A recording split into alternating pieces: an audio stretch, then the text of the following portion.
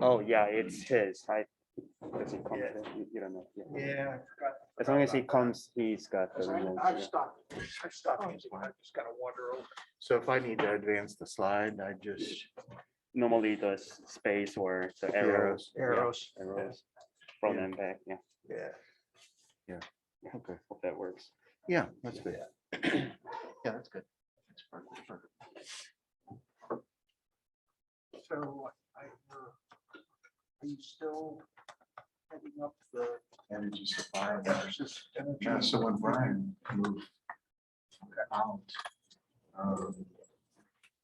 kind of strategy. Okay. And you saw this old Kentucky Power. That's what I've been doing for the last 6 months. You know, So no big Sandy. no. Oh, yeah. That was all right. Well, I had They only have portions of just us one in hour. there. That's right. Yeah, well, they had Mitchell, half of Mitchell. Mitchell. Yeah, so it's been good. I mean, I'm glad I moved on. It's like a different. Yeah, it's ultimately ready to retire. But you might know that. What that's like. Yeah. All getting up to school. And then you have to do this crap.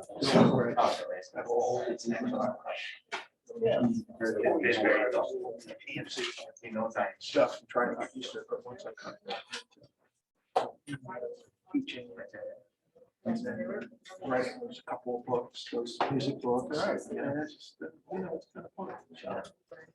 But yeah, I'm glad I was retired away because I finally deal with all this. Well, the good, Yeah, with all your, but, you know, it's good, you had a plan, you had something on your time, you know, because I have people who don't. yeah, no, you just can't go out and say, I'm not gonna do it. Something I want to do. Not full time, just the way it's worked out. Working hard. Of course, signed up.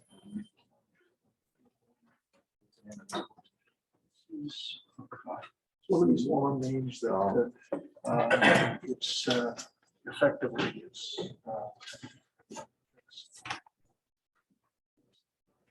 energy.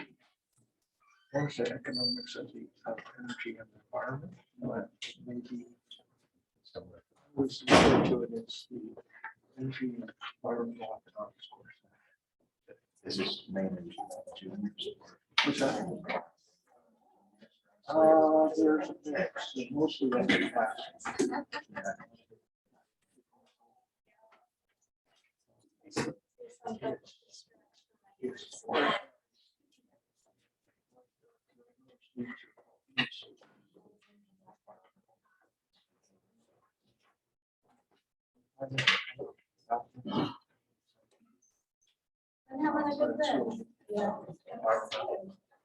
Focus. Part of social requirements.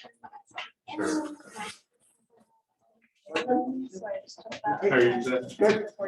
They're real interested and there's a lot of questions. I got a lot or not. You know how that goes. Yeah, I mean, don't worry about, you know. Short of one. Anyway, it's 340 technically, but. What's happening? Okay, yeah.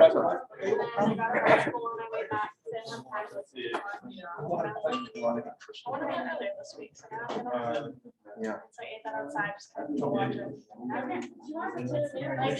Like they're all like little things, but I'm doing that thing now where I know I'm gonna miss my like leaders, so I'm enjoying it a lot.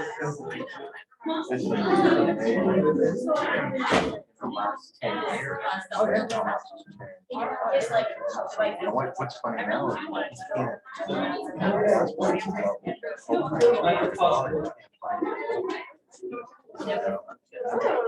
it's just a vicious cycle. Oh, yeah. yeah. It's almost like.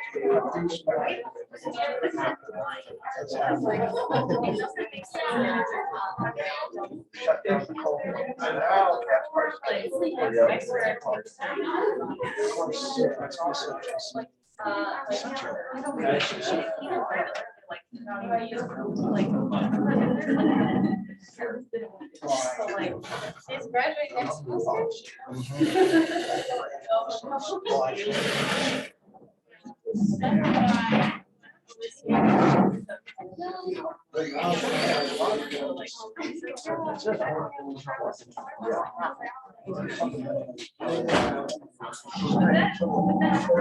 I guess I can shake hands. Good to see you, Chuck. Thanks a lot. Yeah. Appreciate it. Yeah. So like, I guess I Yeah, I gotta have. be- I stand sleep. Okay. Yeah. One announcement. Really quick, and then you have a remote? I do, yeah. Yeah. Uh, I guess we learned. You know, literally, I have my remote for all my classes. Does anyone have this in COVID yet? Yeah. And I came back, these are the first classes we had this fall, live, and it's like, where's my room? Yeah, it's coming. Okay, no worries. I know it's in here. So.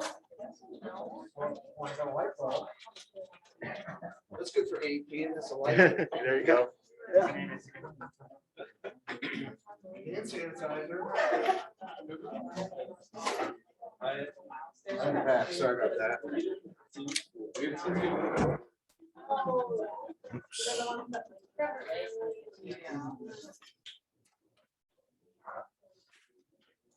There you go, sir. It's got the pointer on there too. Yeah, just on, this one. Right there. Great, thank you. You bet. Yeah, I'm sorry. It's far too early.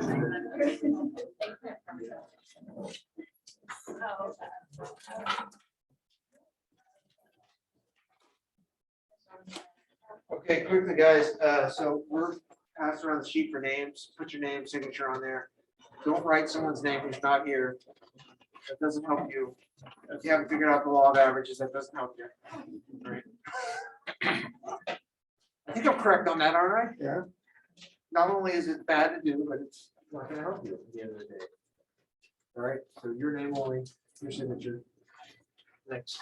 That's all I got. Excellent, sir. Okay. Yeah, I was gonna introduce everybody to Chuck Zebula. Chuck is currently executive VP portfolio optimization. And explain what that means. It's a nice long title. He was kind of shifted around and was head of all of the unregulated businesses right into that. As of 6 months ago, you were doing that. And he was at which many of you know, major subsidiary of AP and obviously works directly with AP. So first got to know Chuck in the mid-1990s. And he and I worked together at a consulting firm, and then I went to AED and was working on setting up the trading group. The best decision I ever made by far was to hire Chuck. And Chuck's got great at AEP since then. And with that intro, I'm going to let you take it away.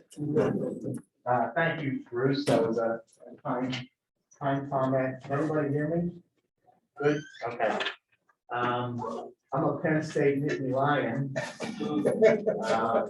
And unfortunately, we were here this weekend and didn't quite do it, but I know you guys are scared. It was a good game. Well played by both teams. So today, we've got a number of topics, we're going to go through. This is by, I could talk as much as you want. Happy to entertain any and all of your questions along the way. So don't be shy.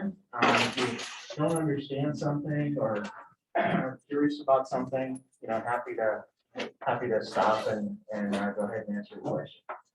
So let's talk about first the transition that's going on in the electric power industry with regards to what fuels make up the mix of what we're producing today is electricity. And this slide I have here on the first slide, hope everybody can see it. It's the national picture going from 2001 to 2020. So that's, of course, the last 20 years. And, interestingly enough, you can see the orange, steadily increasing over time. And that's natural gas. And you can see the gray in the middle pretty much staying constant over time. And that is nuclear. And the big black, if you will, no pun intended for coal, right, is decreasing pretty significantly over time. In this area in 2001, that was over 55% of the nation's electricity was produced by coal. And you can see last year a low was set of just 19%. So what's taking up the difference, right? Well, we saw natural gas increasing, but you can see this dark deep blue increasing, right? That is wind power. You can see the green, the orange appearing up here on the right at the top. See the orange appearing up here at the top, right? That's solar. So the blue, the dark blue and the orange are renewable energy. The light blue is hydro. You can see that's pretty constant over time. There are a number of other fuels at the top. But, what's going on here, right, is lower carbon emissions, right? Economics driving people to make different decisions on how they produce electricity. And, overall, you're seeing that big decrease in coal, right? And a big increase in natural gas and growing, wind and solar. Now, the interesting thing here is for all, US, in the entire US, wind and solar only make up basically 11% of all the electricity produced. So, while everyone thinks that, this is, I think most people would have the perception, right, it's a much greater percentage than that today. But today we're still dependent on a number of other resources out there to make our electricity. So what's driving some of this change? What's mostly driving this change is investment in the infrastructure in the renewable and energy space. So these bars represent by year the amount of solar and wind capacity added to the electric grid in the US for the last 20 years. And over that last 20 years, that represents a $334 billion investment to cumulatively get 160,000 megawatts of capacity. $334 billion. So the investment on this page, right, produced on the previous page 10.7% of the nation's electricity. So it took $334 billion, right, to change that first page so that wind and solar could produce 11% of the nation's electricity. Does that sound expensive? Yeah, it really does, doesn't it? You would think $334 billion would make a bigger dent, right, in it than that. But there are a number of reasons why. It's not because wind and solar aren't economic. It's because they both have limitations in what they can do and how much energy they can produce, based on the simple facts of how much the wind blows and how much the sun shines. Right? Ultimately, that's the fuel. And if the fuel's not available all the time, right, you have to have other resources to make up the gap. But these statistics are really important so that you get the understanding of how much investment it takes to make a change in what we have done for the last 20 years. It's very, very significant. And I don't know if I said this back, cumulatively, we have about 160,000 megawatts of wind and solar. About 120 of that is wind, and about 40,000 of that is solar. So what else is going on? So this again from 2011 to 2020, and then beyond 2020 is a projection. This line in between here, is between 20 and 2021. And these represents retirements of power plants over time. So not only have we added all that wind and solar, right, we're subtracting a bunch of power from the grid as well. So if you look on here, right, these dark bars, by year represent retirements of coal capacity. The orange represent the retirements of natural gas capacity. The light gray represents the retirements of nuclear capacity. And as you can see, over the last 10 years, lots of stuff has left the grid, largely because A, it's not needed. We've become more efficient in our energy use in this country. And secondly, right, we have cheaper alternatives like wind and solar coming in and making some of this capacity uneconomic. Right, so from this period, 2011 to 2020, in 2011, the country had 317,000 megawatts of coal. Today, we're about 210,000. So we lost about 100,000 megawatts of coal. That's a lot of coal capacity. Natural gas, interestingly, right, has gone up, even though you've seen all these retirements of gas. These are older vintage, what we call gas steam plants that have very inefficient ways to convert BTUs to megawatt hours, right, replaced by more efficient technologies that burn gas that we call combined cycle plants, right, that can more efficiently convert BTUs to megawatt hours.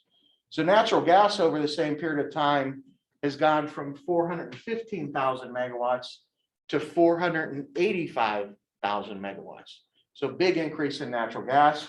And nuclear, even though there are some retirements and a lot of retirements projected out here in the future, right, it has been largely steady. 101,000 megawatts in 2011 and about 96,000 megawatts today. And then when you look in the future, more coal is retiring, nuclear is retiring, and some more gas is retiring as well. And it's just simple economics, right?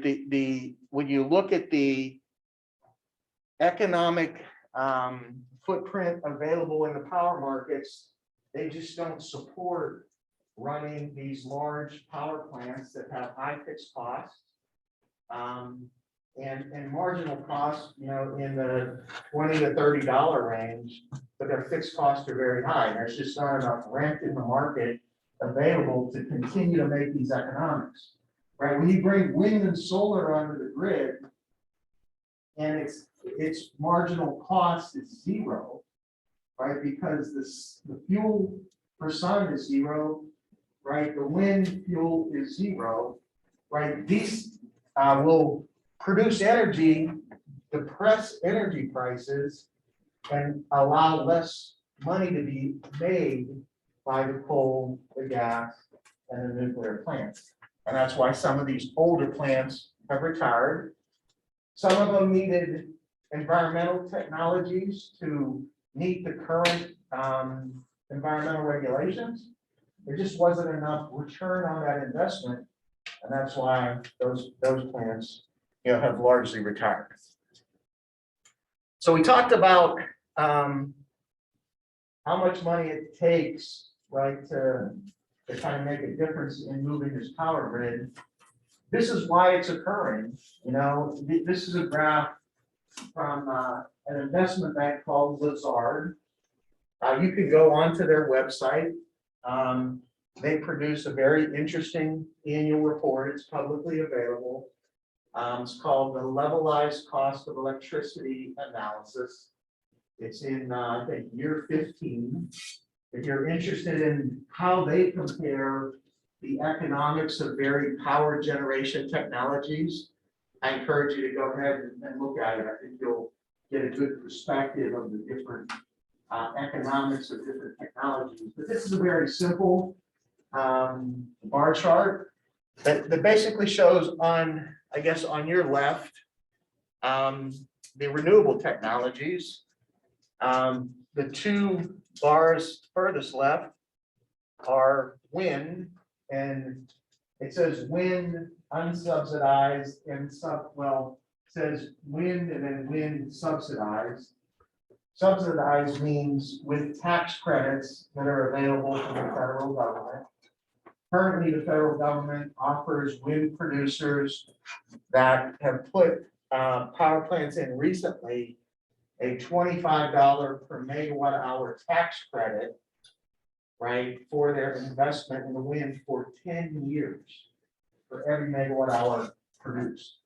So while this is the raw economics, right, $26 to $50 for wind, and why is it such a wide range? Well, it depends on the wind resource, right? If you're building a plant where the wind blows a lot, right, your levelized cost of electricity is going to be really low because you have more capital costs to spread over more megawatt hours. And if that's subsidized, you can see the range is $9 to $40. That's a big difference.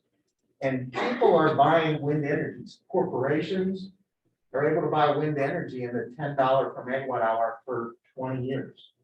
That's why you see companies like GM and Toyota and Apple and Google going out and buying renewable energy because it's cheap and it's available, but the subsidies make it really cheap. These are the bars for solar. The subsidized cost, 23 to 31. And these bars on your right are the marginal cost for running coal, nuclear, and gas combined cycle plants. These bars are a little bit higher now because gas prices have gone up, you know, since they introduced this chart. But nonetheless, you can see how competitive, right, the renewable energy sources are against just the marginal costs, right, of running a coal and nuclear or a gas combined cycle plant. It's a very significant thing to understand, right? These technologies are competing against just the marginal cost of our technologies on the grid today. Chuck, Yeah.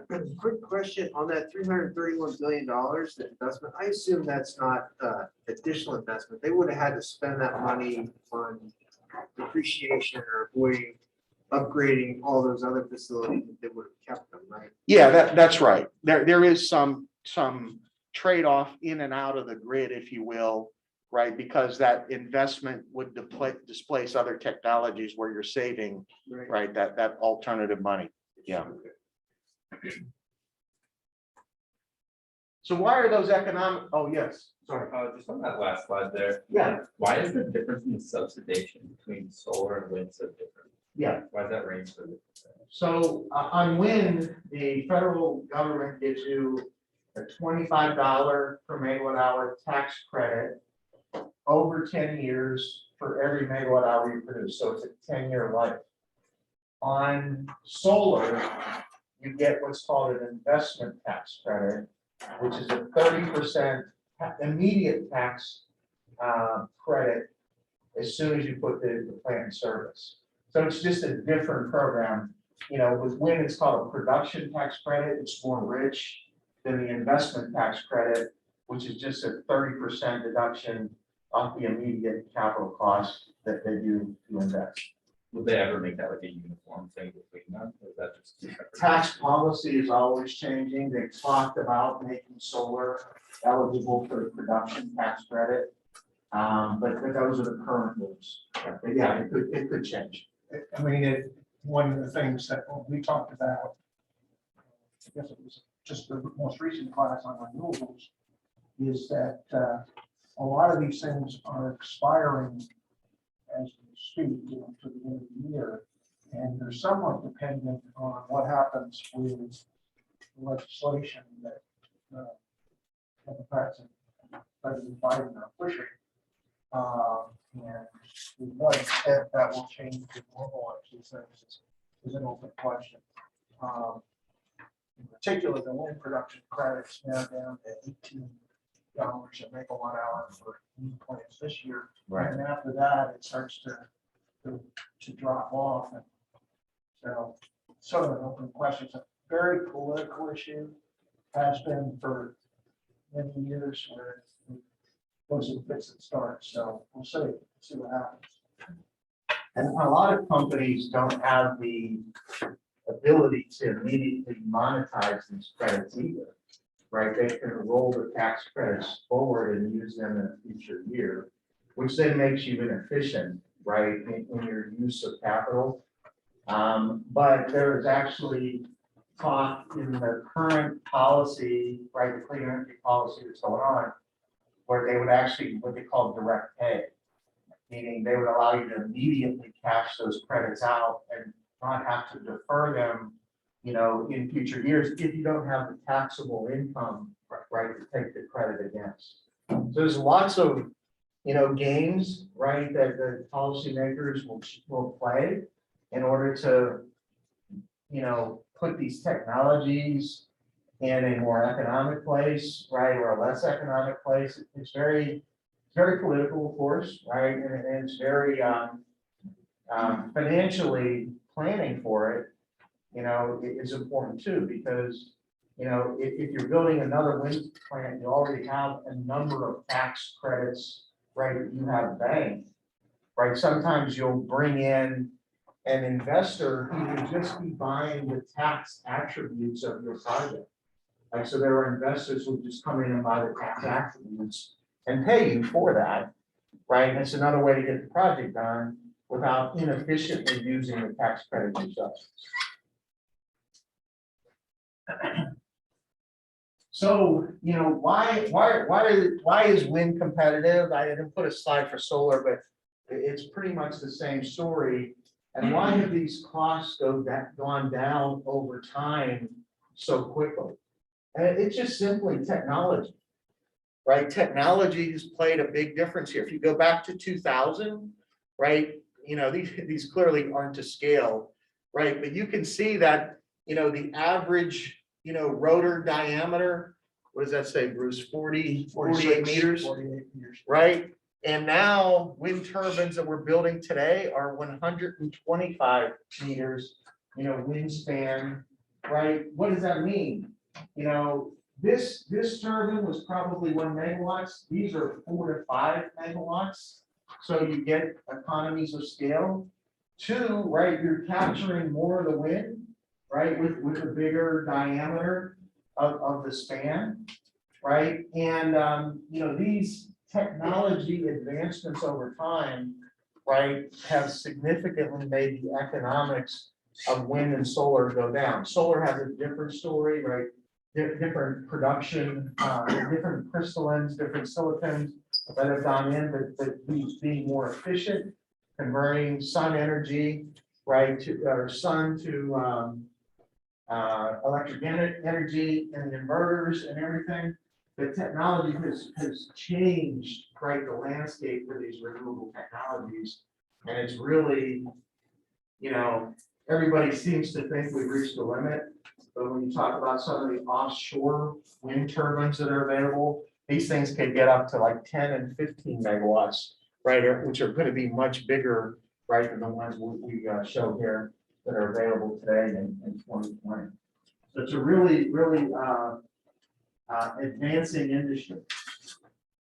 So this map is probably one of my favorites because it shows all the renewable energy projects that are operating today in the United States. And there's a couple of things here that I'd really like to point out. You know, one is, if you look at the midsection of the country, you know, let's say from West Texas, you know, up to the Dakotas and over to kind of Indiana, what color is predominant? Blue. Blue is wind. If you look at the two coasts, either the left coast or the right coast, right, what color is predominant? Yellow. Yellow is solar. Man, there's not a whole lot happening here in the southeast, right? There's not a lot happening between the yellow and blue between California and Texas. Why is that?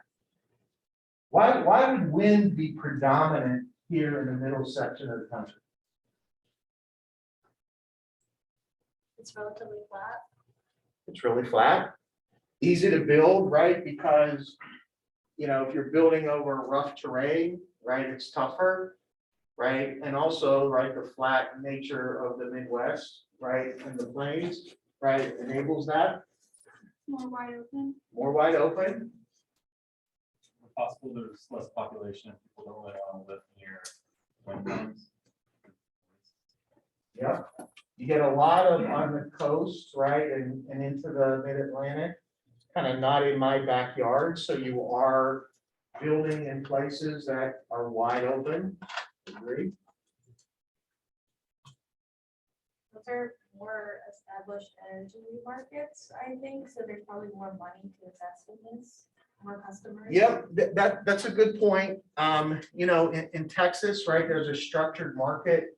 You can kind of model and predict what you're going to get paid, right, to produce energy. There are people who want to buy, you know, renewable energy. Yeah, that's a factor as well. There are mountain ranges, like there's the Appalachian Mountain Range and then the Rocky Mountain Range, so maybe that's to do with some of the divide. Yeah, that's another factor coming in. How about in Texas?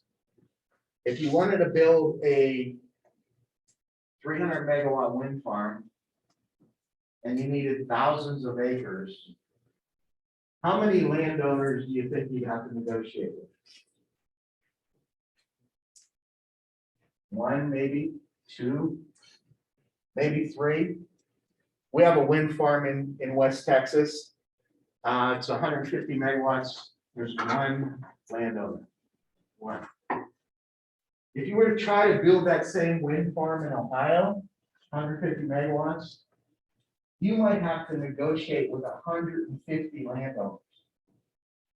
Because the land is so fragmented, right? And people own smaller pieces of the land, you know, as you move away from the middle section of the country.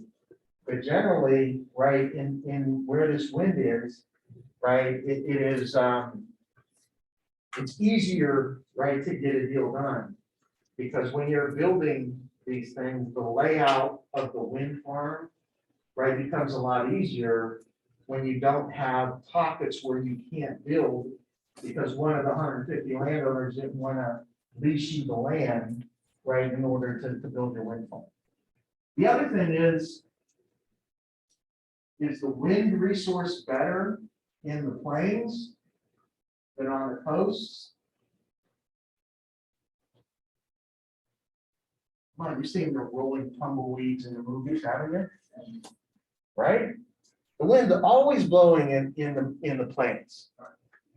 Right? That's where the wind resource is the best. Where's the solar resource the best? Did anybody hear of sunny California? Right? People are going to build where the resource is the best. And it's just very simple. If you look at you can go on several websites. You can Google, wind resource. NOAA, I think, has a link, to that. And you can look to say, it'll show basically a color gradient map, right? That'll show you where the wind resource is the best. And it literally overlaps where all this blue is.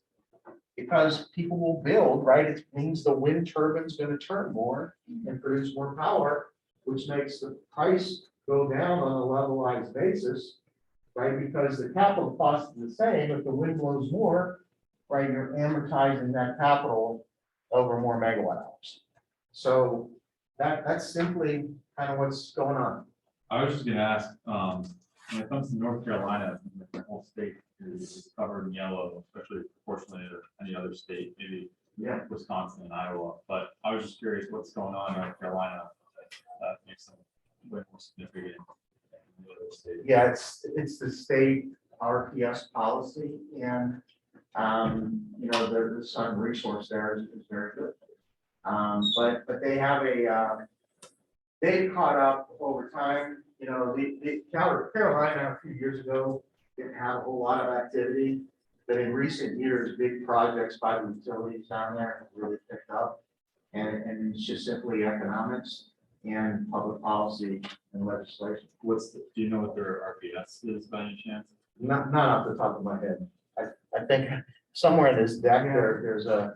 If you go back to the renewable lecture Tuesday, take a look at, there's a chart that shows the RPS by state. Just look at that, it's pretty high. And then the other thing is go back and look at the solar radiation map, and you can see, it's kind of very high here, somewhat high here, but this is a better alternative than wind. So a lot of people are playing with solar there. Not so high here, right? We know that. Not so sunny, although today, but. So why, there's another thing that, I guess I get to that in a couple slides. So let's go to this next slide. Did I answer everybody? Did you have a question? That was my question. Okay, I got a question. oh, sure. So in terms of like the last slide, why aren't there a lot of solar energy plants like in Mexico, Utah, like Four Corner states? Because they also have like a relatively low population with a lot of land. That's Yeah. a lot of it. I mean, Yeah. there's a lot of load in those states. Yeah, but there's more activity, right? They're catching up. Right. But Bruce is right, right? You just don't have the big load centers, right, to put the power in. Mhm. Is there somebody else? No. Okay. I didn't make this chart, but it's supposed to look like the United States, okay? But it is very instructive. And remember, we started out this discussion talking about the United States as a whole, right? And 10.7%, right, of the megawatt hours are produced by wind and solar.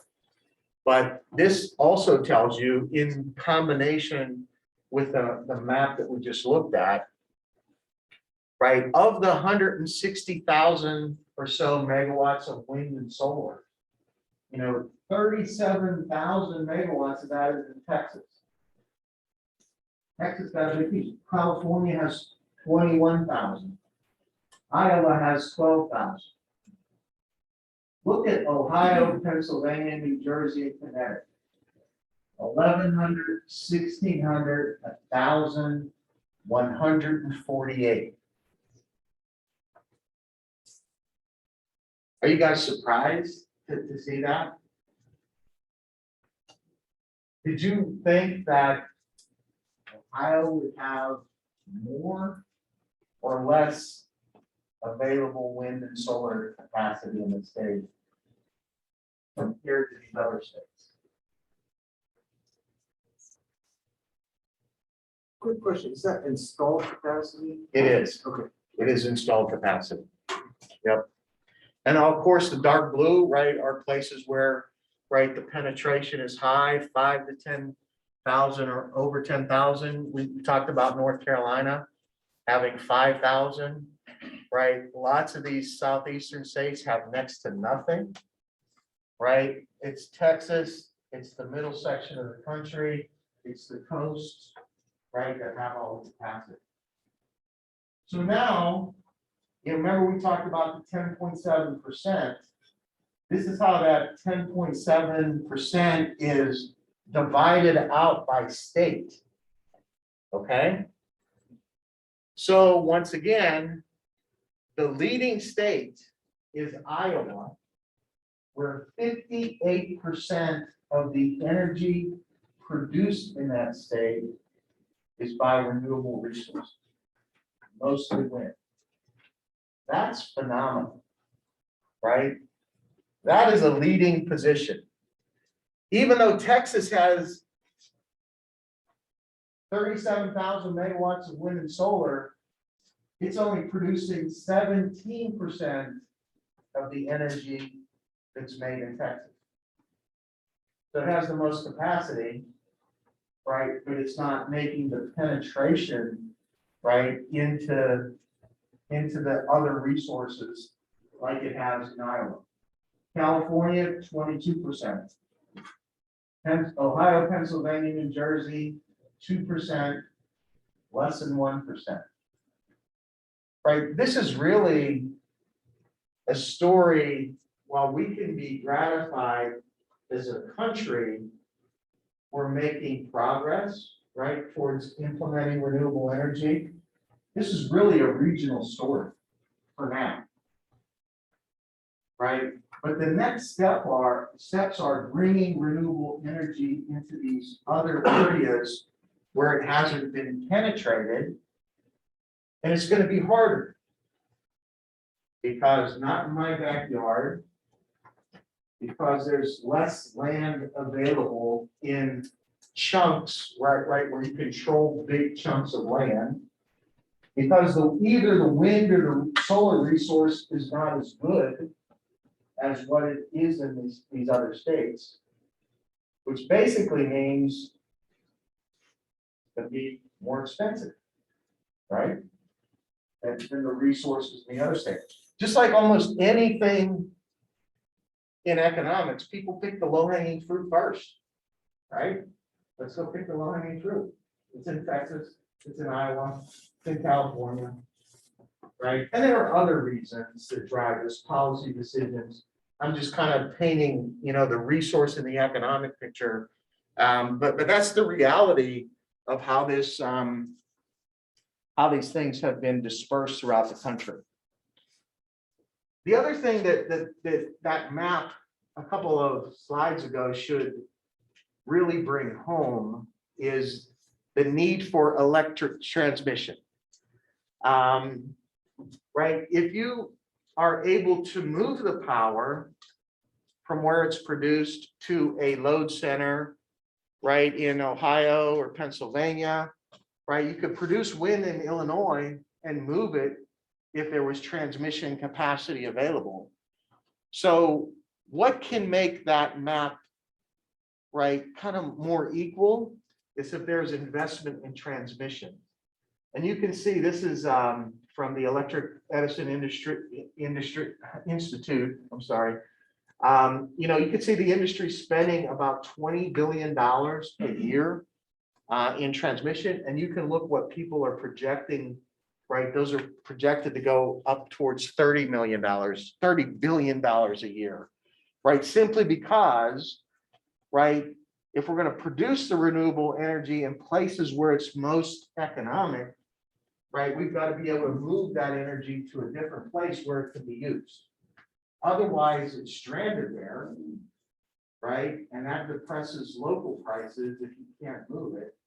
And in some cases, if you can't move it, the prices would go negative because people would say, I don't want your power, please turn it off, right? But if you have transmission lines that enable that highway to be open, right, you're able to move that power from the middle section of the country, right, to the coast, to places where power is needed.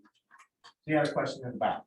Yeah, it's about the last two slides. So it's like the reason that like the western part of the US like generally has like a larger clean power share. Is that like exclusively because of like the like greater solar and wind capacity, or is it also have to do with like population size for like South Dakota, for example, which like doesn't have a huge population there, like some of those other western states? Yeah, I mean, that's a part of it, like, because each, in reality, these, like Texas's energy complexes, if we were to make the diamond in proportion, right, North Dakota would be like this and Texas would be like this. And so it's easier to make, 30% renewable energy of a small number, right, than 17% of a big number. Right, and so is that the point here? Yeah. Yeah, so that does matter in all this, but again, collectively, right, this does produce about 11% nationally, right? And you can see though, right, it's concentrated where the resource is the best, right?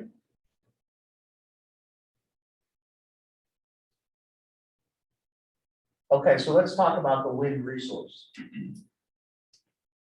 So these, this chart is by region on the bottom. And it's the capacity factor, right? Do they know what a capacity factor is? Okay. Is, and as we've been talking, right, the wind resource in the plains is better than it is, right, in the mid-Atlantic. This shows that the average capacity factor, right, of wind resources in the plains is around 45%. And those are for, the light bar is for turbines built after 2014, and the blue bar is for the older turbines. You can see that there's about a 5% difference, right, between the old and the new. But if you look at the kind of the mid-Atlantic, right, you go from 45 to less than 35. Right, that's a big difference in the economics, right, of one of these renewable energy plants. And you can see in California why solar is more popular, right? Wind is only, getting close to 30%, right, in California.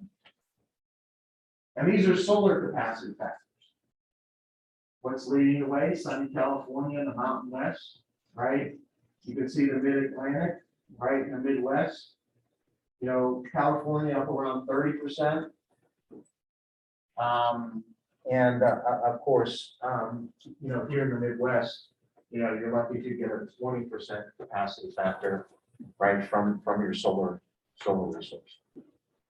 So once again, a lot of solar got built in California. Solar is getting built like crazy in Texas. We talked about North Carolina, the southeast there, right? Those are where the capacity factors of the sun resource, right, it is the best. So this is one of my, when you watch a commercial,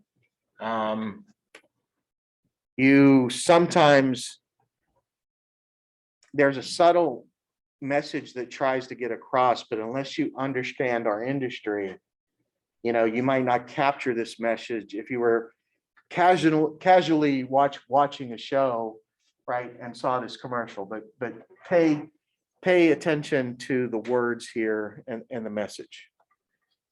So how do I do this?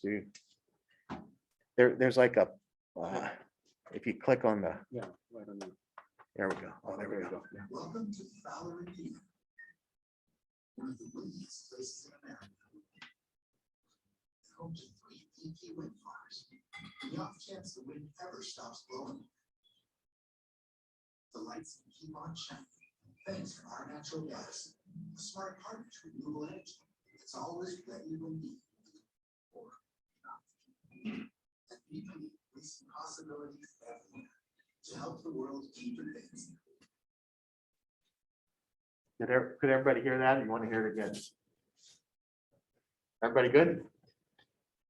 All right, well, that is a real commercial that actually played, I don't know, I want to say about 2 years ago. And when I saw it, I said, this is really interesting. What's it telling us?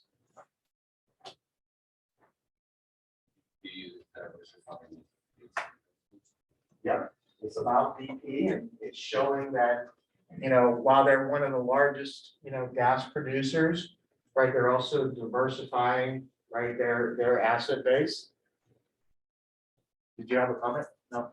Oh, no, I was scratching my head, but I guess I was thinking like they're kind of talking about how they're making up for the lack of capacity with like wind power by having kind of natural gas kind of ready in case.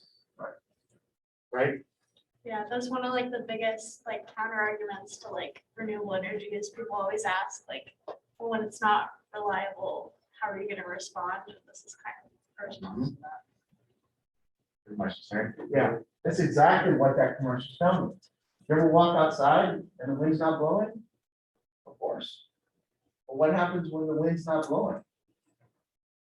You gotta have another resource, right, ready to go. And BP's just advertising, right, that they are complementing the resources, but also making the point, right, because their investments are today much more aligned in the fossil fuel sector, making the point that those fossil fuels are still valuable as we transition, right, to a future that depends more on renewable energy. So while they are investing in renewable energy, they're just making the point, let's make this transition methodical, right, rather than overnight, because you can't solve this all at one time. I thought a tactful aspect of the commercial was saying even if the wind doesn't blow, we're still here. So it's encouraging that growth. It's reminding people of funds so they'll still having the backup. Yep, it's a good point as well. Thank you. Yeah, quick question is, I guess, I know BP has investments in wind plants, but are they actually also investing in natural gas plants? Natural gas production. Yeah, not so much in the power plants. Yeah, they have always, one of the largest natural gas producers in the world. And, the reality is, right, they are twisting, towards more renewable energy as a corporate strategy, just like many of the oil majors are starting to begin that trend. You guys view them as a future competitor? Yeah, there is convergence, Brett, of, energy as you, get down to electricity and you're invest, when oil majors are investing in renewable energy, absolutely, right? They are bringing power to the grid, which changes, right, the economics of electric utility. Yeah. So this is one of the most interesting things I like to point out. You can have a great, wind resource, and it can produce a lot of power, but does it produce the power at the right time of the day? That's ultimately the question. And that's the challenge with an intermittent resource. So if you look at this graph, and it might, geez, who scribbled on this graph, right? It really does tell you something. So follow me along here. I want you to forget about the green line for a minute and only look at the dark black line, okay?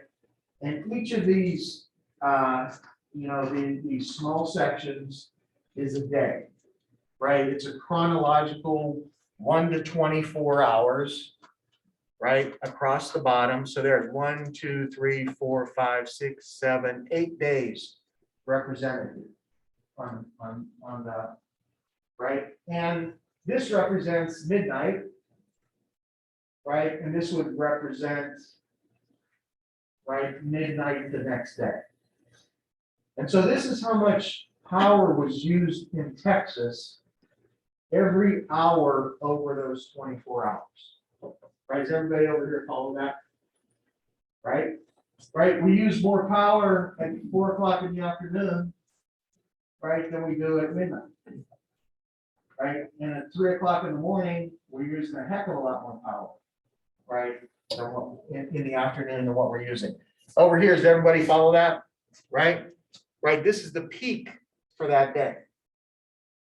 And you can see, right, this is a big ramp from 42,000 to 70,000 megawatts. Right, it's a lot of megawatts to bring onto the power grid. So let's now look at the green line.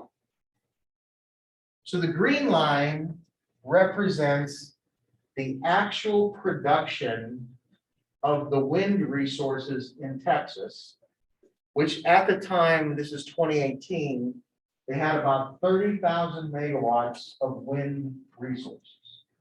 Okay?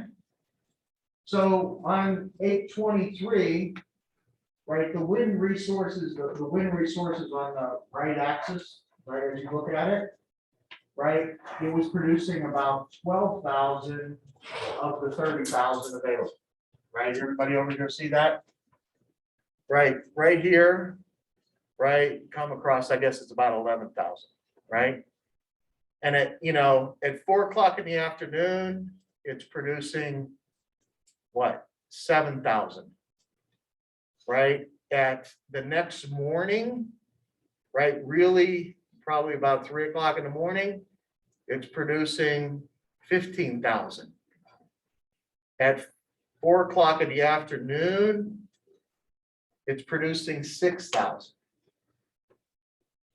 What observation do you see here between the green and the black lines? What do you observe? They're almost inverse, right? They're almost inverse. Texas, August, hot, really hot, really hot. No wind in the afternoon. Sun goes down, the wind picks up, right? And now we have wind. Does that seem like, geez, for a power resource, especially in Texas, when do you think the peak load in Texas is out of the entire year? Probably in the summer for PC. Probably in the summer. This is not atypical of what happens with wind in Texas in the summer. It's the inverse of when people want to use power. So what do you think this means for power prices at night in Texas? Lots of wind, not a lot of load. Prices are really low. What do you think this means for prices during the afternoon in Texas? Wind going down. What resources do you have to bring up? You gotta bring up gas, you gotta bring up coal, you gotta bring up clear. Power prices are gonna get a lot higher. How is the is in the energy that is from the wind able to be put into the system in the grid? Like, does it happen in a second? Yeah. 15 minutes or? No, it's right away. Yeah. So if the wind dies down, literally you can see, right, the power output drop down immediately. Yeah, it's very immediate.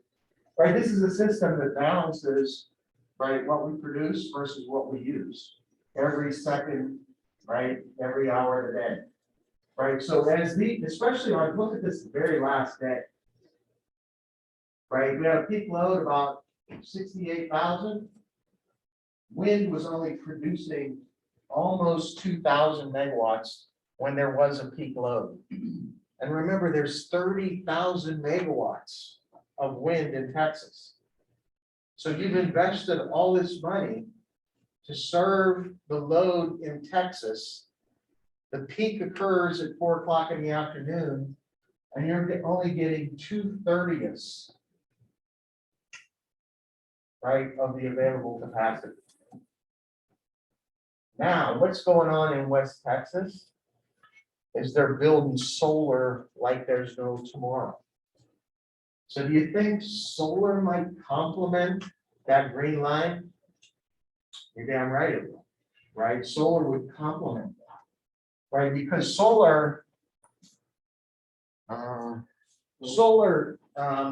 if you kind of look at the, the midnight versus, midnight the next day, solar around 6:30 in the morning till around 6:30 at night, right? It ramps up, it peaks around 2 o'clock, right? And then it comes back down, right? And so if that can complement the wind, right, you get a much more reliable, renewable energy output. And that's why diversity of resources, right, is really important, right? These things complement each other. Now, unfortunately, sometimes weather conditions can cause havoc, right, with all kinds of technologies. In the event that happened this February in Texas, where, they had the extreme cold weather, wind turbines froze, right, which couldn't produce power, and ice formed on the panels of solar. On the solar panel, ice formed on the solar panel. So you also didn't have any solar output. But interestingly enough, the gas lines froze up, and the coal plants didn't work either. So everything had a problem, right? But thinking about diversity of technologies, right, to serve the needs of power customers is really important. Because if you're depending on one resource, in West Texas, when the wind stops blowing, all 30,000 megawatts are affected, right? There's not a lot of, even though, it's hundreds of miles, right, weather fronts tend to impact hundreds of miles. And so it matters. It matters where, that's why transmission is important. And that's why the diversity of resources is really important. This is just a chart pointing this out in a different way.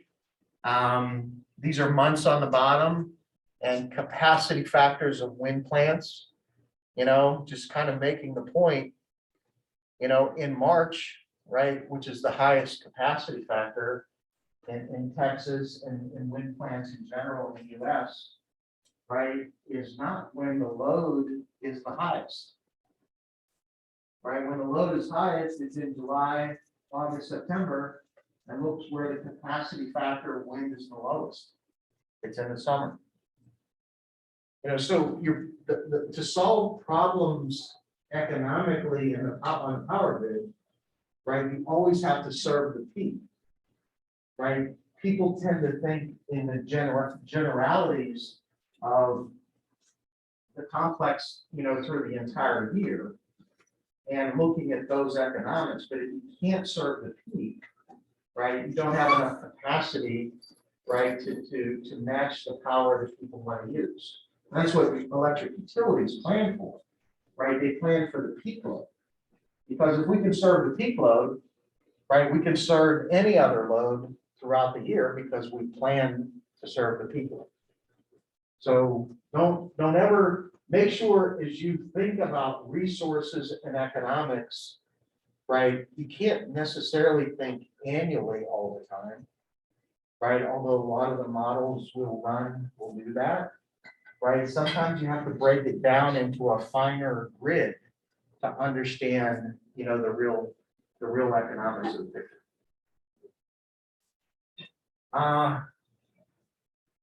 This is, pretty much what I was talking about here on solar before. This is a graph from New England, the New England ISO. And this dotted line represents the load, that the power that people want to consume during that day. And the yellow represents the amount of solar power that was actually produced on that day. Okay, so the real load served by other resources is this bottom line, right? Because solar power filled the gap on the top. Does everybody get that? Right? Here's the real load that needs to be served. And this is the load after solar power was taken into account.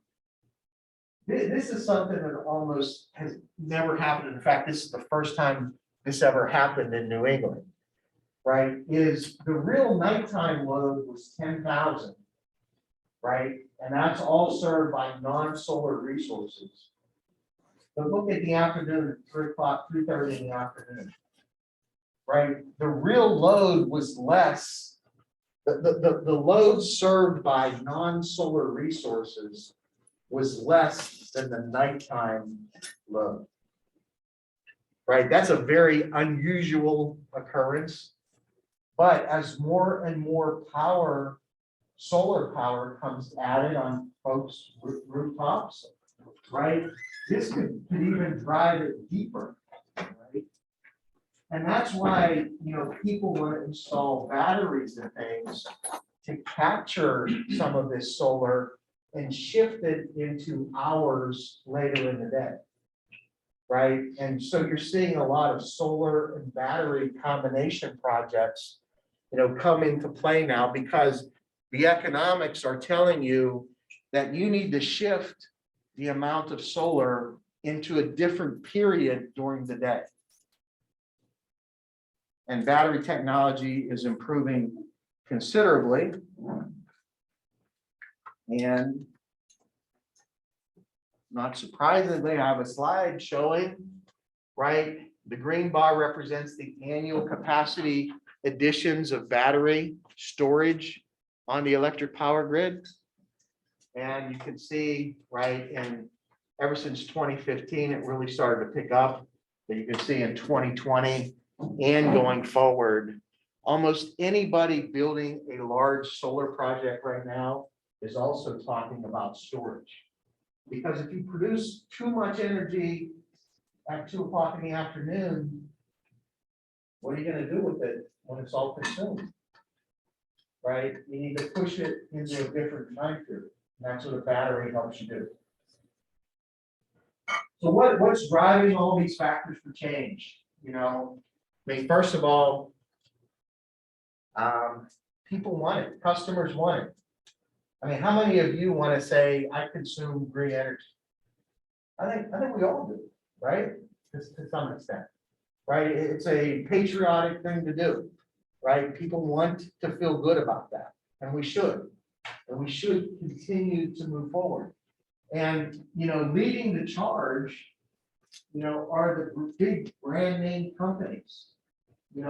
These 10 companies procured 20,000 megawatts of renewable energy throughout the country. Amazon, Google, Facebook, AT&T, GM, Verizon, Shell, McDonald's, Walmart, and Microsoft. All names that we've heard. Right? They want their brand associated, right, with the green supply chain. Right? And that's what's going on. And customers also want more input on their energy choice, right? People want to have a say, like, hey, AEP, where am I getting my energy? I want to be able to buy green energy. Like that's happening, that conversation is happening more and more every day. Sustainability, I will tell you that this is already happening, in the investment community today. There are some money managers and bankers who simply won't invest money in fossil fuels anymore, right? And so if you are kind of counting on a fossil fuel future, right, you can count on a higher cost of capital, right? Because investors want to get paid for that risk, right? And you're seeing that occur here in the industry already. We talked about technology and innovation, right? Driving down bigger wind turbines, better solar panels, battery storage, right? All this technology and innovation is making a difference. And it will continue to get better. And then lastly, policy. I think we're all anxiously waiting to see what Congress finally approves here. But regardless, it's gonna be a massive, massive bill that supports clean energy. And it's gonna be, I don't know if we can reach the goals that are laid out there, you know, by President Biden, in the time that he would like to. But I've seen other goals in the power industry be laid out and the power industry say, I don't know, we can't do that. And I've seen those goals exceeded. So I think it's worth the try. But go back to our first slide, right? $350 billion, right, got us 11% renewable energy. That's a lot of money. That's a lot of money to turn over the capital in this industry. What is AEP doing? You know, we have a goal to reduce our carbon emissions by 80% by 2030. We are well on our way there and we'll achieve that goal. And we have a net zero. You know, it's not completely zero. It means that, you know, we may produce some carbon, right? Or we would offset that carbon, but a net zero goal by 2050. You know, back, you know, you guys, one of my jobs at AEP was, I was in charge of all fuel procurement, you know, back in the 2003 to 2007 or 8 timeframe. AEP was always a large burner of coal. It's just simply because, right, our states, you know, where we had customers, right, it's where the coal was produced. So in 2006, AP used to burn 85 million tons of coal, which is about 8.5% of the country's production of coal. I was largely seen as the largest coal buyer in the world, right? And so let's talk a couple of things, right? Today, AEP only buys about 25 million tons of coal. So in 15 years, 85 million to 25 million. And you guys should see a career, right, reformulated from the largest coal buyer in the world, right, to a builder of wind and solar energy. So where your career starts may not be where your career finishes, because the skills you learn here, right, are skills that you can use in many different ways, right? And you'll learn along the way and find out that, you know, geez, I could do this and I could do that. You know, who would have guessed that the largest coal buyer in the world is giving a lecture on solar and wind energy at Ohio State 15 years later? Pretty interesting. Especially at Penn State. Yeah, correct. And this is how that transformation is occurring, right? 1999 and 2005, 70% of the energy produced, or electricity produced by AP was coming from coal. You can see in 2030, that's going to be down to 18%, right? And you can see what's making the difference up is the, you know, hydro, wind, and solar bars are going up significantly. The last thing I'll leave you with is, you know, a pretty high level graphic that just basically says, right, the old day in the electric power industry, you know, was power flowed one way, right? We made it, we put it on the big wires, right? Transformers stepped it down and put it on little wires so that you could use it in your household, and power flowed one way, right? The new world, the new world is going to be different, and it's all, we're already seeing this, right? When someone puts a roof or a solar panels on their roof, a battery in their house, when a, you know, Huntington Bank puts solar panels on their roof, sometime collectively, right, those solar panels are gonna produce more energy than what's needed. And it needs to be stored, it needs to go to a battery. What does that mean? Power is flowing in a different direction, right, than one way from production to use. Right, so as we get to electric cars, as we get to solar panels on roofs, as we get to the big wind farms, right, this becomes a much more integrated two-way model, right, where power is flowing in different directions, right, to put an optimum amount of power in the right time period, right, so that it can be used most efficiently. And that's really the future world that we're going to see. You're seeing it already in Texas, a lot of what we call behind the meter technologies going in, where folks are saying, you know, I want to produce my own power. I got this massive roof, I'm going to put solar panels. Well, that means that, you know, some utility needs to produce less electricity, right, from a coal or a nuclear or another wind farm or whatever. And a battery is going to be really important to play in there, so we can store the energy that's excess and put it in a period where it's needed. And so the integration of that orchestra, the music it's going to play, right, is going to be really, really complicated. Right, it's really going from a very simple, you know, kind of string of music to a very complex orchestration of music that needs to come together, right, and still sound good so that the power system doesn't, you know, come down and crash. So I think that's all I've got today. Happy to have any discussion or questions. I have a question about solar in Ohio specifically. Mhm.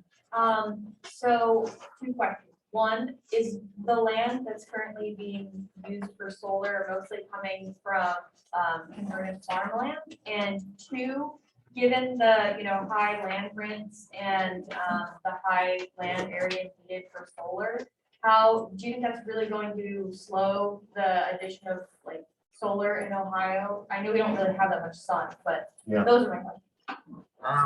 About solar in Ohio. So yes, most of the solar development in Ohio is taken place in between the west part of the state and the central part. And if you think about that, it's where the land is flat and there's a lot of farms.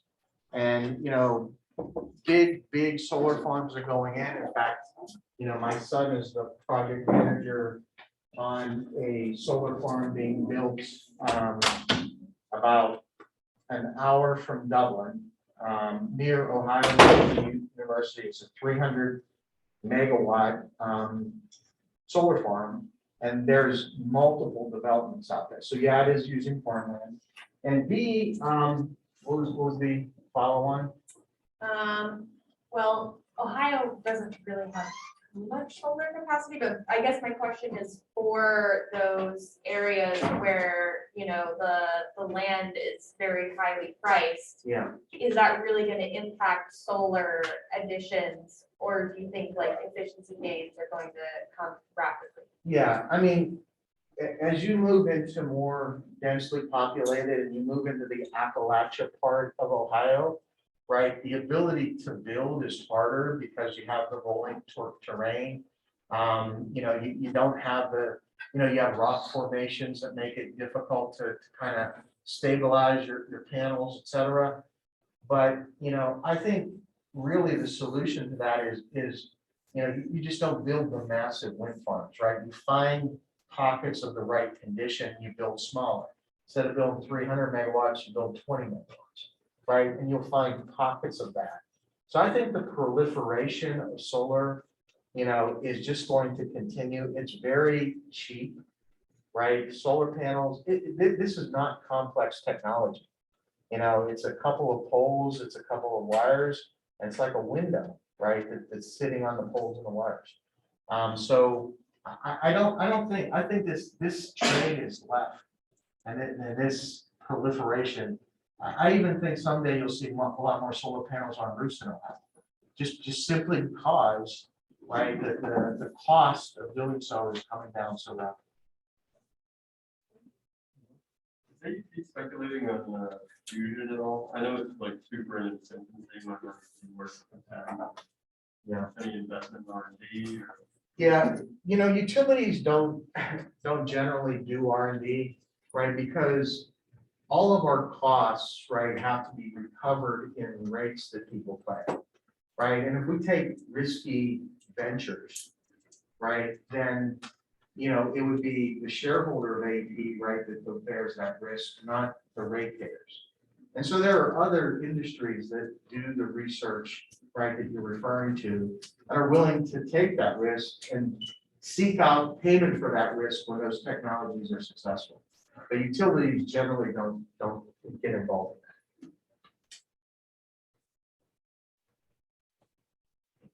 All right, well, thank you all. Thank you.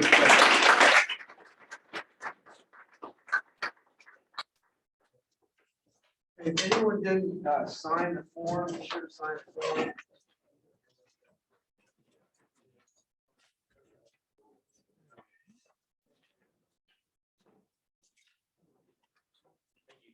Yes, sir. Yep, thank you.